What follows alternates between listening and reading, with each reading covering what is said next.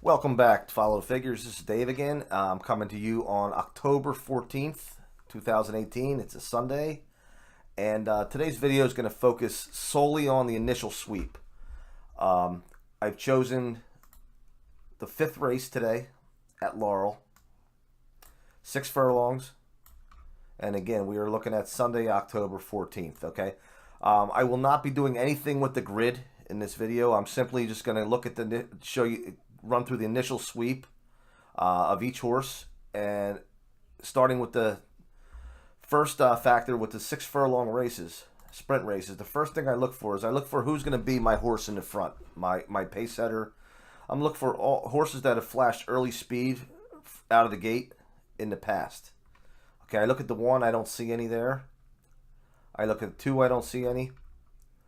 The 3, I see 1 time, 2 times, 3, 4, and I won't go back as far as December of 2017. I have enough here. And what I'm going to do is I'm going to take a look at these 4, being that they were all within this year. I'm going to find the lowest of the 4, the fastest half time, which in this case is a 45-1. Okay, and I'm making note of that. Now I look at the 4, and I see a race here. I see another one. 3, 4, and again back here was on 2000, or was in 2017. I don't need to go that far back. And with these races here, I see the 45-2. His last out was the best half mile he set. Now, some will argue and say, well, what about the track variant? Maybe the track was a little bit slower today. Maybe he's capable of setting a 44-3 on a fast track, and so far, same thing with this horse here. But 45-1, I'm just going to go base it on raw fractions, what I see in front of me. And right now, I'm seeing that this horse, 3 horse right now, if this was a 2-horse race between these two, they obviously, neither would probably sit back. They would both go after that lead, and they'd probably be a head or a neck apart. All right, no early speed here on the 5. On the 6, I don't see anything. On the 7, in fact, this 7 here, despite the drop in class, just doesn't look like it has a prayer. So again, I'm always looking for 1 or 2 horses that I can eliminate, even if the field is only a field of 8 or 9 like today's. There's no reason why I should, if this horse beats me, it beats me, and it's going to beat everybody else too. No early speed on the 8. And number 9, I got a little bit of early speed, but you know what? Nothing that's kind of flying off the page. So what I'm going to do is I'm going to look at either the 3 and maybe the 4 as my speed horses, my pace setters of the race. And if I were doing my grid, I would go right to the grid right now, and I would color code green for both the 3 and the 4. For those of you that have seen in my other videos, you know what I mean by the color code. Now, the next thing I look for is out of these 2 horses, are either of them dropping in class? And we notice that the 4 horse right now is a drop in class, a class dropper. So I'm going to give the edge now to the 4. Simply because, again, the drop in class sometimes is enough to keep that horse in front, especially going the same distance that he's been running. That's a huge angle. Keep an eye on the odds on that 4 horse, throughout the up until post time, because if you get value there, that horse could wire the field. That horse may get the front, even though we're looking at a 1/5 of a second quicker here. Again, it doesn't mean a thing. So we have a drop down pace setter right here in 4, which is a deadly angle. Now the next thing I'll look for in a sprint race is horses that are coming from 2 turns to 1. And if you notice, the 1 horse falls in that category. We got mile 16th to the 6 furlong distance. And in this case, I will not let any numbers or data past the third call, which is the 6 furlong call, skew me in any sort of way. I want to look at these numbers right here when I do my my evaluation of this horse. When I put my figures down, when I do my speed ratings, these are the numbers I'm looking for. I'm not worried about how he finished here. Okay, because again, that was a mile and 16th. 2 horse, same thing. This 2 horse has been running nothing but route races, even on the turf. Even though I'm going to throw these turf races out, I'm not even worried about looking at those.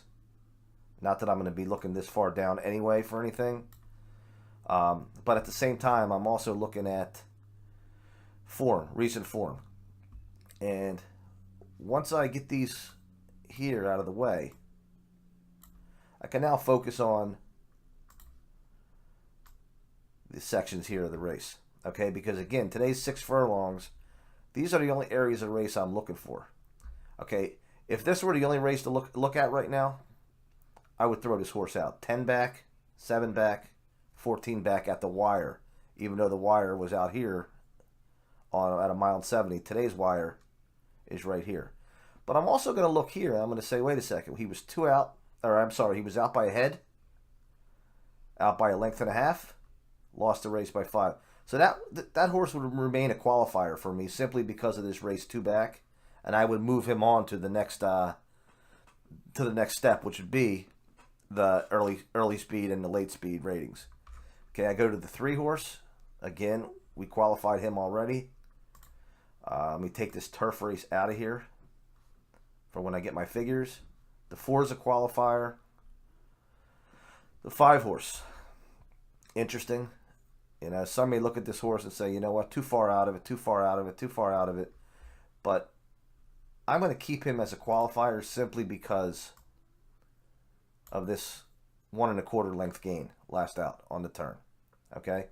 Secondly, because it was 2 back, it's the 2nd back after a long layoff. Okay. Last time he ran was July 29th of 2017. Took a long layoff.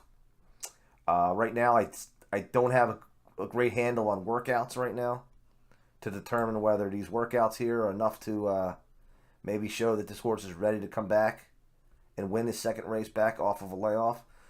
But what I'm going to do is I'm going to keep him in. I'm going to figure his speed ratings, or I'm sorry, his late speed and early speed fractions and ratings off of this last race and see whether he fits the mold. Number 6. If I look 2 back, he was close to the pace. And he was closing on the stretch as well. And last time out, he made a 3 1/4 length move on the stretch. So I'm going to move him on as a contender. As you saw, we already threw the 7 out because there's nothing that's telling me to take a second look at that 7. The 8 horse, again, 12 lengths to 7 on the turn, possibly passing tiring foes. He did swing 7 wide, and he closed strong. So this horse may be coming off of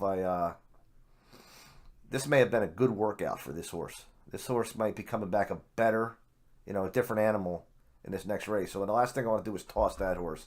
So what I'm going to do is I'm going to move him on as well and look at his speed ratings too. And then the 9 horse.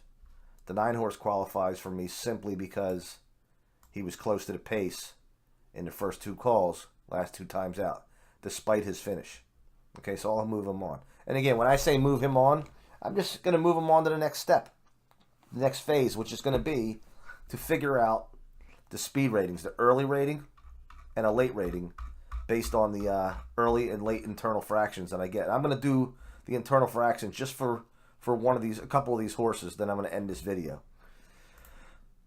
For the 1 horse, we're looking at a mile 16th.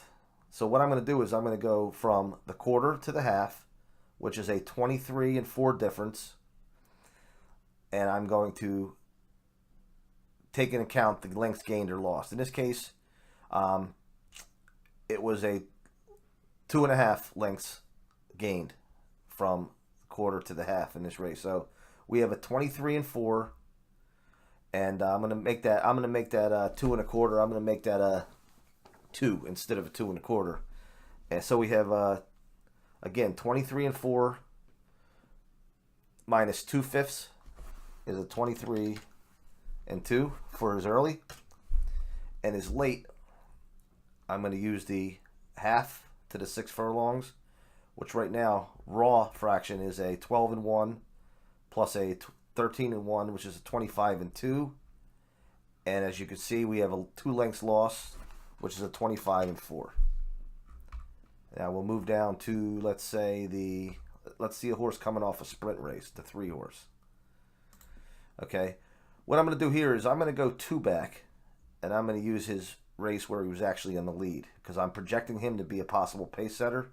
Even though I could use this, he was out by a head at the same time, 45 and 3. But I'm going to go 2 back, and I'm going to go 22 and 2 to 45 and 3 is a 23 and 1. And I'm not going to add or subtract anything for that half. So we're looking at a 23 and 1 early internal fraction. And the late fraction would be the 45 and 3 to the 110 and 1, which is a 14 and 2, 24 and 3.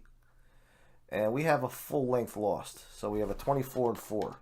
Because when you add these 2 halves together, he was in the lead by a half, and he lost the race by a half, which is a full length. So we have a 23 and 1 and a 24 and 4.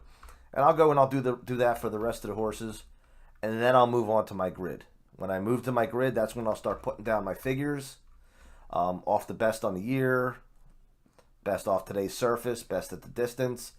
I will translate these into actual ratings, and my grid will tally things up for me. Okay, so that's the initial sweep of Laurel 5th, and some may use this here as simply as their only handicapping strategy. They might look at this and say, okay, I'm going to use this 4. And in fact, there are times where I may do that. I might say, okay, you know what? I'm going to bank on this 4 dropping in class, showing that he could possibly be on the lead. If the value is there, I'm just going to go and I'm going to put money on the 4 and maybe put him on top of a few other of these horses that are figuring well, either in the early or the late column in our fractions. Okay, so I hope we were able to get a decent understanding of what I do in an initial sweep, how I eliminate horses, what I look for to qualify them, to move them on to the next stage. And until next time, best of luck with your handicapping.